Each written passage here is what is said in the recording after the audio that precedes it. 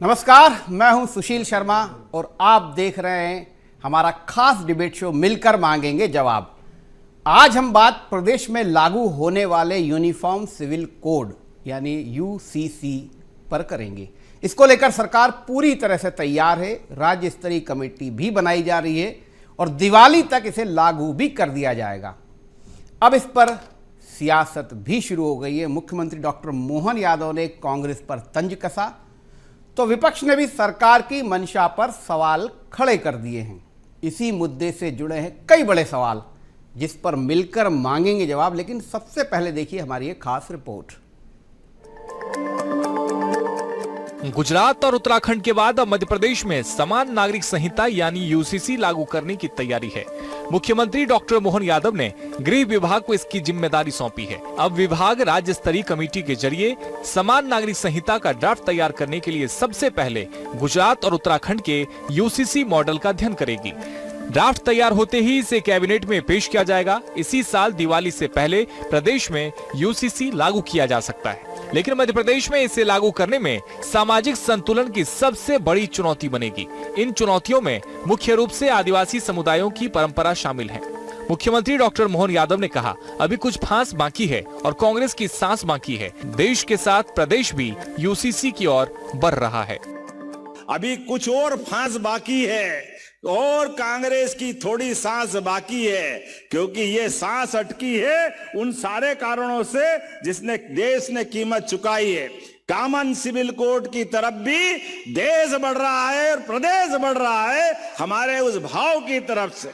जब एक देश एक निशान एक प्रधान 1951 में कहा था, आने वाला समय भी क्या हिंदू क्या मुसलमान, क्या ऊंचा क्या नीचा, क्या अच्छा क्या बुरा, सबके लिए कानून बराबर होना चाहिए। उस कॉमन सिविल कोड की तरफ भी हमारी सरकार धीरे धीरे आगे बढ़ रही है। शादी, तलाक, विरासत, गोद लेने के नियम एक समान होंगे।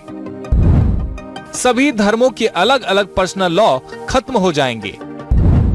विवाह पंजीकरण सबके लिए अनिवार्य होगा।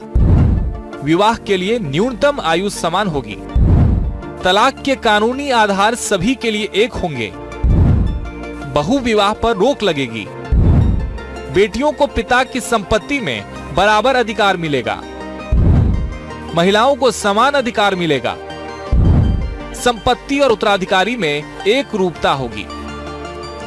मध्य प्रदेश में यूसीसी लागू करने की सुगबुगाहट के बीच नेता प्रतिपक्ष उमंग सिंघार ने सरकार की मंशा पर सवाल खड़े किए हैं। उन्होंने कहा कि सभी को विश्वास में लेकर निर्णय करना चाहिए। इससे किसी समाज का अपमान नहीं होना चाहिए। सरकार के पास कई कानून अभी भी लंबित पड़े हुए हैं। कई बार सरकार ने आदिवासी कानून को लेके बात करी, चर्चा करी, कानून बनाने का प्रयास किया, लेकिन सरकार के पास कई कानून अभी भी लंबित पड़े। मध्य प्रदेश में अभी यूसीसी लागू भी नहीं हुआ है, लेकिन इस पर सियासत जोरदार शुरू हो गई है। विपक्ष अभी से सरकार की मंशा पर सवाल खड़े कर रहा है, जबकि अभी तक कमेटी भी नहीं बनी है।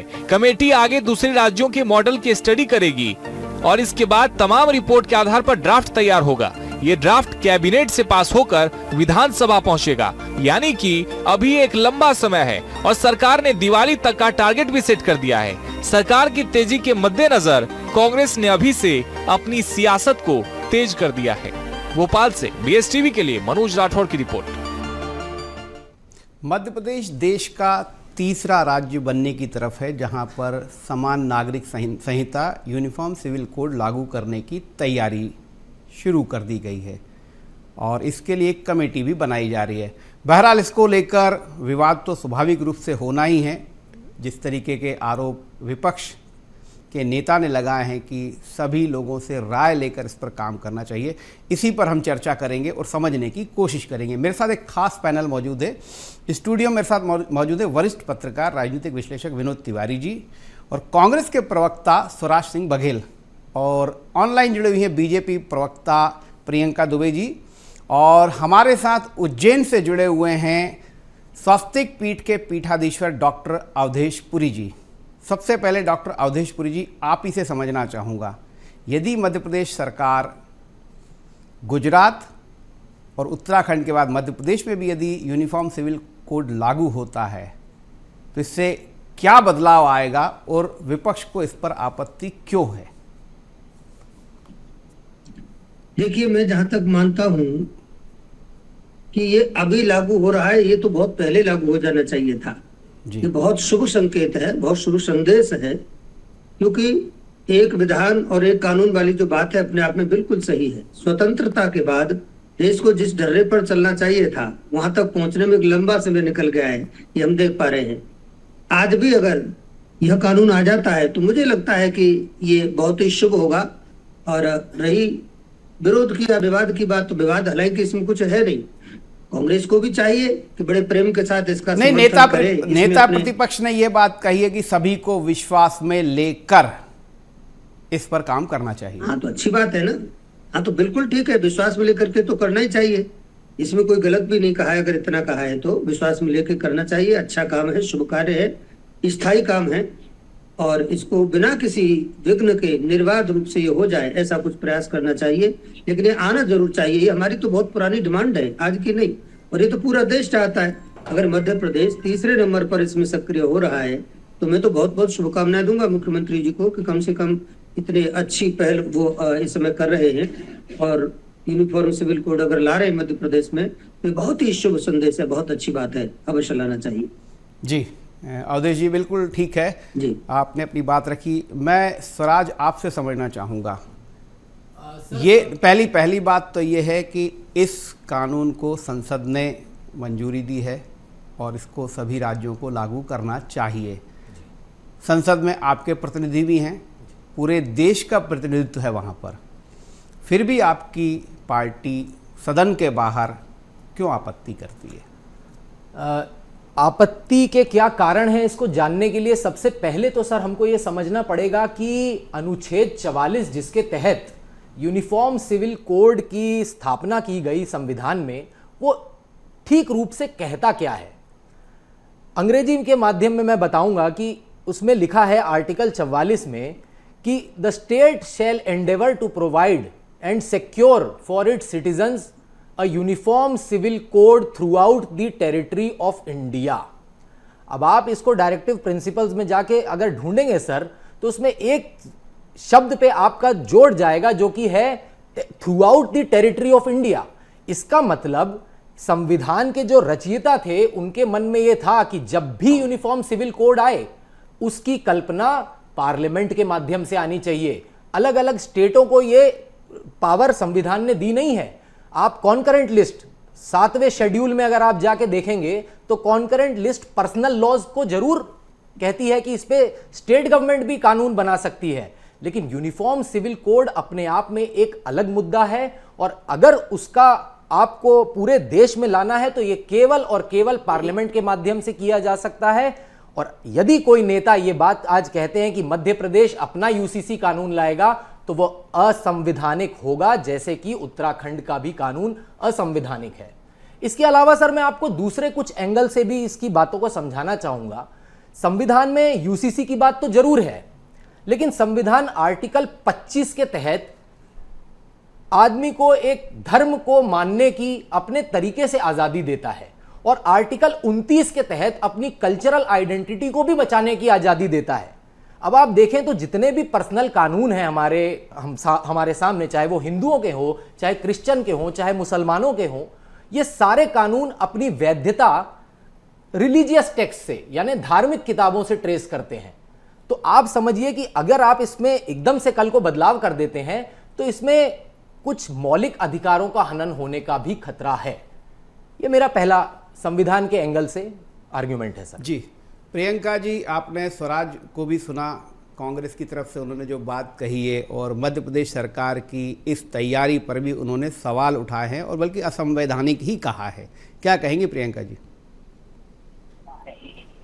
44 की मेरे बड़े भाई बात कर रहे थे। आर्टिकल 44 ये साफ कहता है राज्य अपने नागरिकों के लिए समान नागरिक संहिता सुनिश्चित करने का प्रयास करेगा जो पूरे देश में लागू होगी।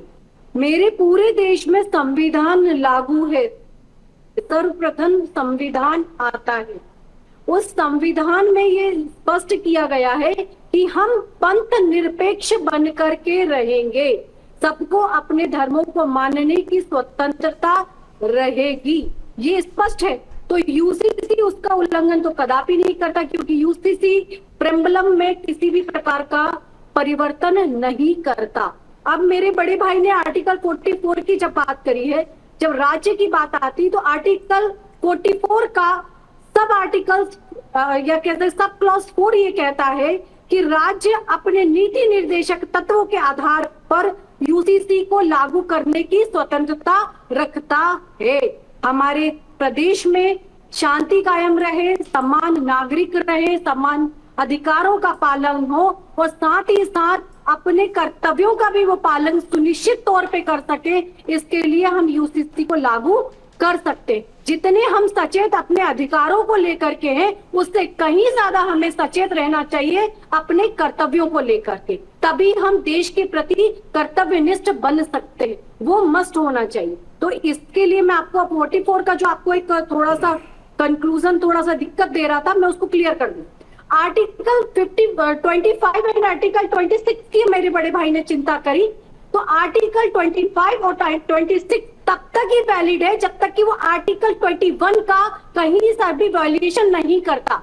अगर कोई धर्म, अगर कोई भी मजहब, अगर कोई भी अल्पसंख्यक किसी के आर्टिकल 21 का अगर वायलेशन करता है तो वह वहां पर नल एंड वॉइड हो जाता है। और यूसीसी आर्टिकल 21 को मजबूती प्रदान करता है, जिसमें सबसे पहले मजबूती आती है बच्चों के अधिकार की, फिर मजबूती आती है महिलाओं के अधिकार की। आप मुझे बताएंगे उस बच्चे के निर्मल मन के ऊपर क्या प्रभाव पड़ता होगा जब एक छोटी सी उम्र में उसको खतने जैसे एक दुष्कृत का किसी तरीके से शिकार होना पड़ता है। आप बता सकते हैं, लेकिन नहीं, किसी धर्म विशेष को संतुष्ट करने के लिए हम 3 तलाक को भी सपोर्ट कर देते हैं, हम खतने को भी सपोर्ट कर देते हैं, हम हलाला को भी सपोर्ट करते हैं। तो आप सोचिए कि वो निर्मल मन किस यातनाओं से भुगतता होगा। ये यूसीसी उसी को ही खत्म करने की पहली सीढ़ी है और एक मजबूत सीढ़ी है, इसलिए सरकार इसके साथ खड़ी है। कोई भी आर्टिकल 21 का वायलेशन नहीं कर सकता। तो ये कानूनी दांवपेच हो गए। परंतु जब मैं बात करती हूँ, जब बहनों को सिर्फ 30 दिन की इद्दत की अवधि तो मेरे भाई शायद जानते ही होंगे, बहुत अच्छे से जानते होंगे। जब इद्दत की अवधि में मात्र 30 दिन का उनको भरण पोषण दिया जाता है और फिर जब उनको बाहर कर दिया जाता है, ना उनके पास प्रॉपर्टी में राइट होता है, ना उनके पास बच्चों के ऊपर अधिकार होता है, तब उस बेटी के ऊपर क्या बीतती है, आप उसके ऊपर भी विचार कीजिए। ये यूसीसी उस भरण पोषण, जब मैं आपको बताऊंगी शाहबानो के हिसाब याद करिए, जब हिंदू मैरिज एक्ट हम लोगों को पूरे भरण पोषण का अधिकार देता है। आप लोग बात करेंगे हिंदू मैरिज एक्ट में 125 में हमको पूरी तरीके से अधिकार है, परंतु वहीं जब मुस्लिम लॉ बोर्ड आ जाता है तो 30 दिन के बाद वो बहन सिर्फ एक, हम कह सकते हैं उनकी प्रियंका जी मैं दोबारा ऐसा लगता है जैसे मैं प्रियंका जी मैं अगले राउंड में भी आऊंगा। मैं अगले राउंड में फिर आपसे सवाल करूंगा। मैं एक बार विनोद तिवारी जी से समझ लेता हूं। जैसा कि स्वराज ने बताया, आर्टिकल संविधान के उस आर्टिकल की बात की, प्रियंका जी ने उसका जवाब भी दिया, लेकिन प्रियंका जी के जवाब में जो मुझे एक बात समझ में आती है, वो पर्टिकुलर एक धर्म से पूरा जो है उसको वो किया है, उस प्रथाओं को जो है बातचीत की है। उत्तराखंड में ये लागू हुआ है और लागू हुए समय हो चुका है, वहाँ अभी तक तो ऐसी कोई बड़ी दिक्कत सामने नहीं आई है। फिर किस बात को लेकर तनाव है, किस बात को लेकर चिंता है? देखिए, ये सुशील जी बड़ा पॉलिटिकल इशू है एक्चुअली, और इसमें जैसा कि स्वराज ने संविधान के जिन अनुच्छेदों का उल्लेख किया है वो वाकई चुनौतीपूर्ण है, इसमें कोई संदेह नहीं है। ये अपनी जगह बिल्कुल, जैसे सेक्शन 25 की बात है, धार्मिक स्वतंत्रता की बात है, उनके अधिकारों की स्वतंत्रता की बात है, तो ये निश्चित रूप से चुनौती की बात हमारे सामने आएगी ही, आज नहीं तो कल आएगी। एक चीज़ सबसे पहले मैं उस 44 आर्टिकल 44 उसके संशोधन पे जब जाएंगे हम, तो बड़ा स्पष्ट है कि उन्होंने टेरिटरी, राज्य जो उल्लेखित किया है वो भारत, संपूर्ण भारत को लिया है, ना कि किसी एक राज्य को। तो इसलिए किसी एक राज्य में अलग से कोई कानून लागू हो, भाई ये जो विषय है मूल रूप से ये इंडियन टेरिटरी का विषय है, ना कि मध्य प्रदेश टेरिटरी का विषय है, ना कि गोवा टेरिटरी का विषय है, ना कि यूपी टेरिटरी का विषय है। तो हमको इस बात को समझना पड़ेगा कि हमको इसको थोड़ा सा राजनीति से अलग करके इसके संवैधानिक महत्व को समझना पड़ेगा। हम भारत के संविधान के साथ एक तरह से खिलवाड़ कर रहे हैं। ये अगर राज्यों में अलग अलग, भाई क्या होता है, मतलब भाई आईपीसी किसने बनाई है, संविधान की धाराएं किसने बनाई है, संविधान किसने गढ़ा है, भाई ये तो भारत सरकार का ही है ना। भारत सरकार जब कोई एक संविधान को, एक नियम, एक कानून बनाती है तो अपने आप भी वो पूरे देश पे लागू हो जाता है। तो अलग से राज्यों को इसके लिए अधिकृत करना कि भाई अपने अपने राज्यों में अपने अपने लोग यूसीसी लागू करें, भाई यूसीसी अगर देश में लागू हो गया तो वो तो संपूर्ण देश पे लागू हो जाएगा। अब रह जाती है बात अधिकारों की। तो आप हिंदू उत्तराधिकार अधिनियम 1956 की मैं बात करूंगा, वहां कोई मुसलमान नहीं है, कोई ईसाई नहीं है, सब अलग है। एक हमारी समाज का एक सबसे बड़ा वर्ग है जिसको हम अनुसूचित जनजाति या आदिवासी के नाम से संबोधित करते हैं। भाई साहब, सेक्शन 13 में हिंदू उत्तराधिकार में तलाक का प्रावधान है कि सेक्शन 13 में कोई भी हिंदू जाके तलाक ले सकती है, महिला या पुरुष जो भी है, लेकिन आदिवासी के तलाक के लिए कोई प्रावधान नहीं है। आप भाई साहब यूसीसी में क्या करेंगे? पहले इस बात की चिंता करना चाहिए, हमको संपूर्णता में जाना चाहिए। अब बात दूसरी यहाँ आती है मुस्लिम तलाक की बात। जैसे प्रियंका ने बोला था कि साहब 30 दिन की बात, उनको मैं जानकारी दे दूं, इद्दत 120 दिन की होती है, 4 महीने की होती है, 30 दिन की नहीं होती। दूसरी बात, वहाँ 1/3 जो है अधिकार है। हम समानता की बात कर रहे हैं, हमको समानता पे बिल्कुल जाना चाहिए, लेकिन हमको उन सारी चीज़ों का अध्ययन करना चाहिए पहले कि ये लागू हम जो कर रहे हैं कानून, ये कानून को लागू करने के लिए सिर्फ और सिर्फ संसद से जो पारित संशोधन है उसको एक लाइन के नोटिफिकेशन में कि ये पूरे देश पे आज से लागू हो गया, किसी अलग राज्य में जाके, किसी अलग केंद्र शासित प्रदेश में जाके इसको लागू करने या इस पे बहस कराने की आवश्यकता बनती ही नहीं है। संसद इसके लिए कैपेबल है और संसद ने अगर पारित कर दिया है तो अपने आप पूरे देश पे लागू हो जाता है। हम सेक्शन 29 की बात करें या सेक्शन 21 की, जैसे आपने बात उठाई थी, सेक्शन 21 में भी सारे अधिकार हैं। उन अधिकारों का संरक्षण सामान्य रूप से हम जब कानून व्यवस्था की बात करते हैं तो होना चाहिए। आप बताइए, कानून तो सबके बने हुए हैं, मर्डर के लिए 302 की धारा बनी हुई है, लेकिन मर्डर रुक गए क्या? अपराध रुक गया क्या? चोरी के लिए एक धारा बनी हुई, क्या चोरी रुक गई क्या? दहेज हत्या के लिए धारा बनी हुई है, दहेज प्रताड़ना के लिए धारा बनी हुई है, संविधान में है। तो क्या आप ये बताइए कि सिर्फ कानून बनाने भर से क्या उसका प्रभाव आ जाएगा? फिर आप जब धर्मनिरपेक्ष और पंथनिरपेक्ष होने की बात कर रहे हैं तो पंथनिरपेक्षता में तो हमें सभी धर्मों के आदर करने की बात कहते हैं। अब क्या आप किसी मुसलमान से उसके नमाज पढ़ने का या उसके अजान देने का अधिकार छीन लेंगे क्या? या उसके रोजा रखने का अधिकार छीन लेंगे क्या? किसी ईसाई से चर्च जाने का अधिकार छीन लेंगे क्या? तो राज्य सरकार का ये अधिकार है, तभी तो ये किया जा रहा है। पर मैं डॉक्टर अवधेशपुरी जी आपसे समझना चाहूँगा, उत्तराखंड में, चूँकि आप तो संत महंत हैं, उत्तराखंड में भी आपके संपर्क होंगे ही, मध्य प्रदेश में ये लागू हो जाता है तो जैसी जो चिंता विनोद जी की है, जो अलग अलग प्रथाएं मध्य प्रदेश की भी अलग अलग क्षेत्रों में हैं, उन प्रथाओं का क्या होगा? क्या वो प्रथाएं रहेंगी? बहुत सारी प्रथाएं आदिवासियों में भी, अन्य समाजों में भी हैं। जी बिल्कुल सही बात है। ये बहुत बड़ा प्रश्न है।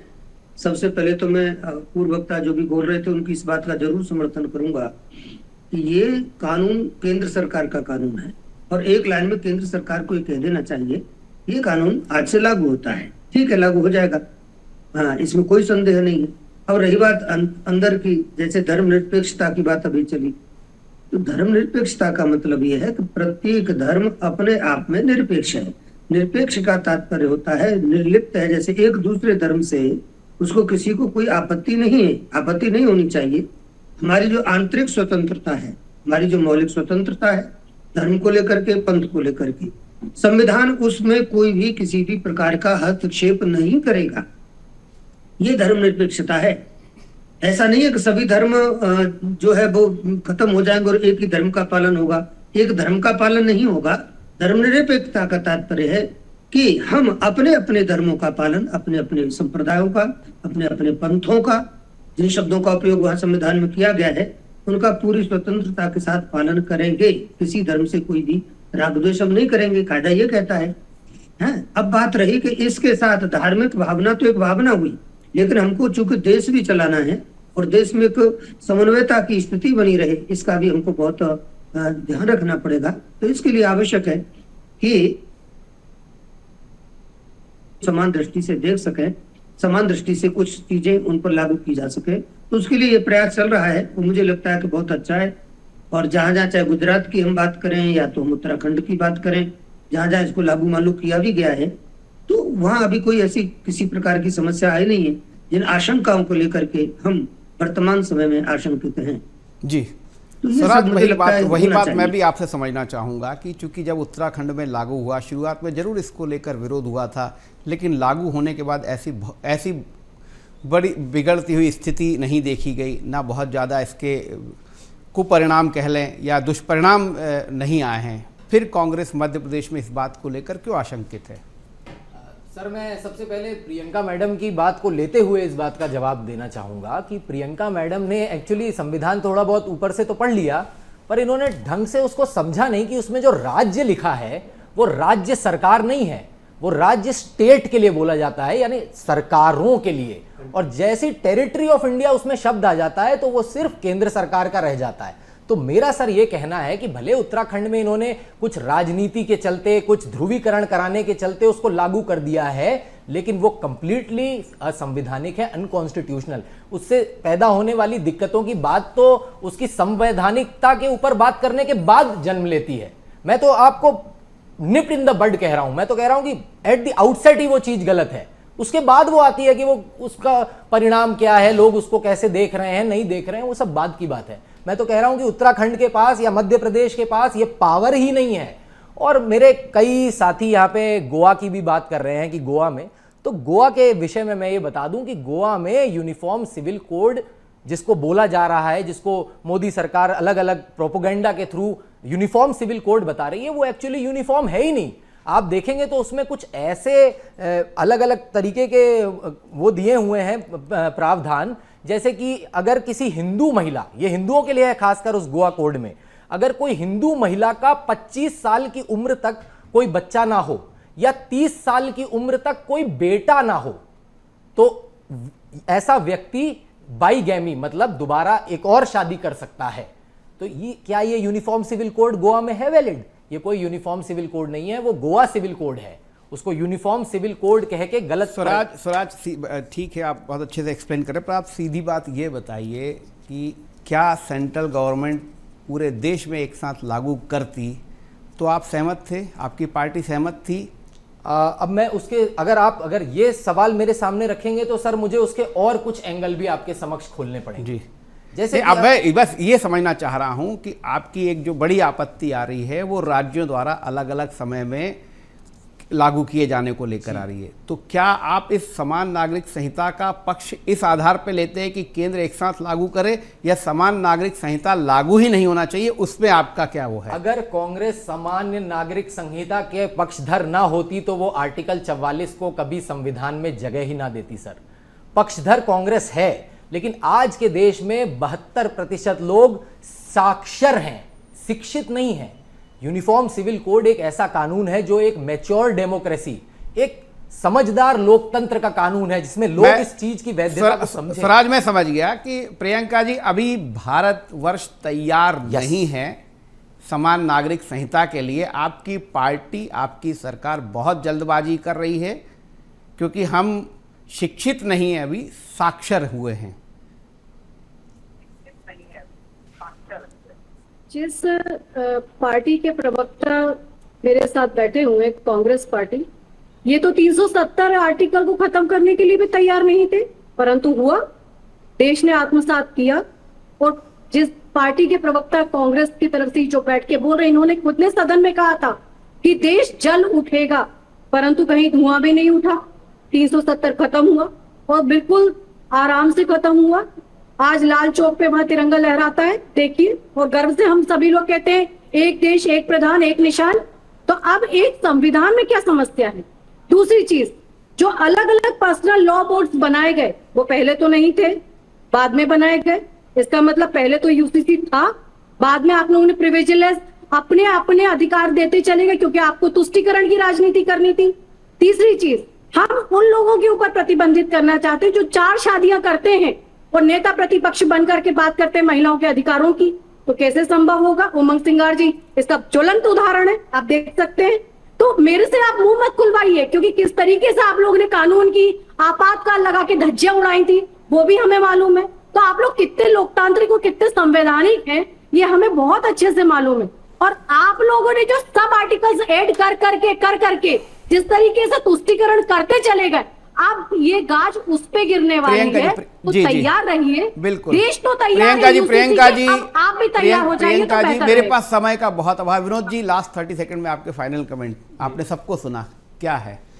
देखिए, प्रियंका जी की बात अपनी जगह है, स्वराज की बात अपनी जगह है, डॉक्टर पुरी साहब की अपनी जगह बात है, लेकिन जो बात है उसके मूल में सबसे महत्वपूर्ण बात जो स्वराज ने बोली है कि अभी देश परिपक्व नहीं हुआ है कि हम यूसीसी लागू कर पाएँ। इससे मैं थोड़ा सा पार्शियली सहमत हूँ, लेकिन इसके पहले सरकार को एक काम और करना चाहिए कि हम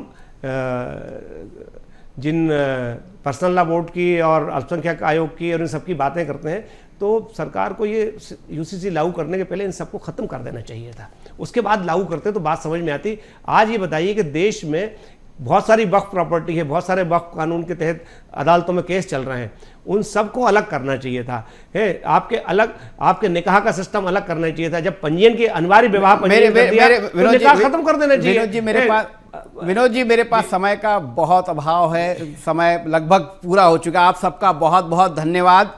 तो कुल मिलाकर मध्य प्रदेश समान नागरिक संहिता की तरफ बढ़ रहा है, पर विपक्ष की आपत्ति अपनी जगह है। देखना यह है कि सरकार क्या सभी वर्गों को, जैसा कि उमंग सिंघार ने कहा है, सहमति से आता है।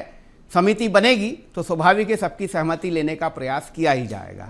आज के लिए बस इतना ही। कल हम फिर मिलेंगे किसी नए मुद्दे के साथ। तब तक के लिए नमस्कार।